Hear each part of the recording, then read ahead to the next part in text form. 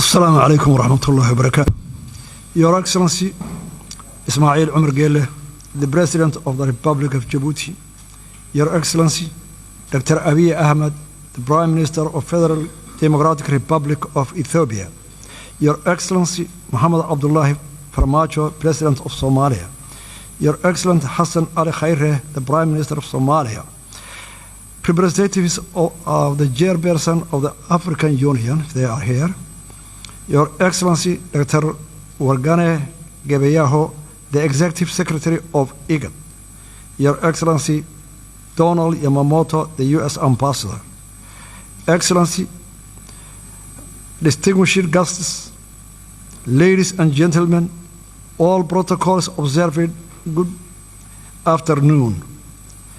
Mr. President and Chairman as well, first and foremost, let me say that it's a great pleasure to be here with you today and to participate the continuation of the dialogue between Somaliland and Somalia. Allow me to extend my sincere appreciation to the regional, continental, and international community for your presence here today to discuss a topic of great importance to the Horn of Africa. Allow me to further thank His Excellency, President Ismail Omar Gele, and the people of Djibouti for their warm and brotherly hospitality in welcoming us in this beautiful country. Though we may be separated by land and sea, nothing will diminish the important role you all play and will continue to play in your efforts to bring peace and stability to the African continent. The region is suffering from a combination of unprecedented challenges, which range from the COVID-19 to environmental and socio-economic issues. Regional cooperation and hegemony is urgently required to steward the vulnerable to more prosperous and stable future. Restarting of these mediation talks with international support is an important factor in securing a more sustainable future in the fulfillment of onerous and worthy duty of building a safe, secure, and stable relationship for the people, for Somaliland and Somalia. Excellencies, allow me to stress the current phase that we are entering is a crucial in shaping the future of the future bilateral relationship between our two neighboring countries, regional stability, and sustainable and prosperous future for the Horn of Africa.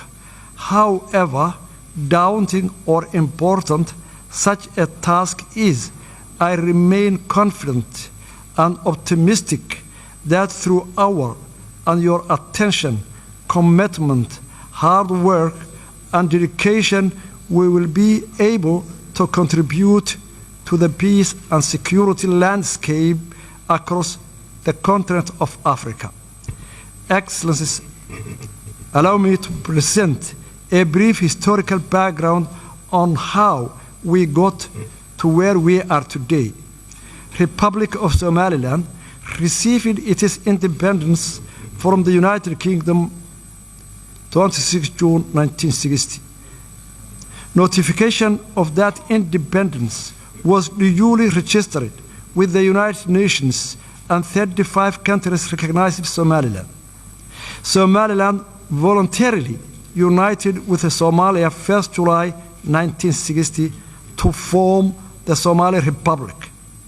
The union was not legally binding, as the Act of Union was never formally signed. Therefore, the unification effort fell short of the requirements mandated by domestic and international law. From the beginning, the union malfunctioned as Somaliland people were hugely oppressed. The people of Somaliland expressed their displeasure with the Union by overwhelming voting against the new constitution in the referendum held in 1961 and followed full-scale struggle against the Somali Republic. The result in the collapse of Somali Republic in 1991 and the restoration of the independence of the Republic of Somaliland 18 May 1991. Since restoring our independence, Somaliland, with its scarce resources and with limited international support, has embarked on a steady, incremental, and progressive agenda of conflict resolution, peace building, and state building, and established good governance and functioning government institutions. We conducted a constitutional referendum in which 97% of Somalilanders voted to support the constitution and the independence. Somaliland, during that period, has made rounds of multi-party free and fair elections, including 3 rounds of presidential elections, 2 rounds of local council elections, and a parliamentary election. Republic of Somaliland has created a conducive environment that enabled a thriving private sector and an inflow of international investment. Somaliland has played an important role in the peace and security of the region and has been a reliable partner in the fight against terrorism, piracy, human trafficking, money laundering, and other forms of organized crimes. Unfortunately, instead of appreciating all those efforts and contributions made by the Somaliland people for the last 30 years, Somalia was in a constant war against the development of Somaliland, economically, security, investment, and this deepened the mistrust and animosity between the two countries. Ever since Somaliland entered hastily into a voluntary union with Somalia, the Somaliland people has been at the receiving end of injustice, discrimination, and state-sponsored genocide at the hands of the Somali government. Evidence of the widespread war crimes committed against the people of Somaliland has been fully documented by the United Nations Special Rapporteur for Human Rights and forensic team from Physicians for Human Rights and Somaliland War Crime Commission. The acts of genocide perpetrated by the Siad Barre regime and are memorialized in more than 200 mass graves in our country. The mass graves, which are still being unearthed, will forever testify to the crimes against humanity committed by the government of Somalia against the people of Somaliland. Therefore, in approaching this present situation in Somaliland and Somalia, it's necessary to have a proper regard to the past and learn lessons from it. The legacy of the oppression against the people of Somaliland cannot be easily swept away. Rather, they must be acknowledged and taken into account when considering Somaliland people's rights to self-determination and independence. The case for Somaliland independence is not unique. This fact is also acknowledged by the African Union mission to Somaliland in 2005. That concluded the situation was sufficiently unique and self-justified in African political history, that the case should not be linked to the notion of Pandora's box. It recommended that the African Union should find a special method of dealing with this outstanding case at the earliest possible date. Furthermore, the 2005 African Union Fact Mission to Somaliland reported that the plethora of problems confronting Somaliland are in part the legacy of political union with Somalia that malfunctioned and brought the destruction and ruin, thereby overburdening the population of Somaliland. Somaliland's claim to independence depends on part its circumstances, including the brief but legal period of independence in 1960. It claims to recognize international borders relating to that period, as can be summarized from the Somaliland's case, unique and demands unique solution. It does not create precedent for other unresolved conflicts in Africa or elsewhere. Somaliland's legal case for independence is the conformity with the international law.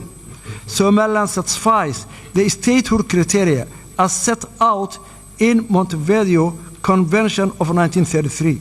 Somaliland fulfills the conditions set out in Article 4P of the Constitutive Act of the African Union, which enshrines respect of borders existing on the achievement of independence, since Somaliland borders correspond to those received upon independence from the Great Britain.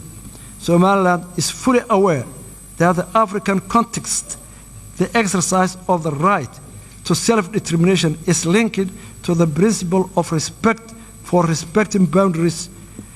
Somaliland's case for independence involves restoring borders of it possessed both as a colonial entity as an independent state.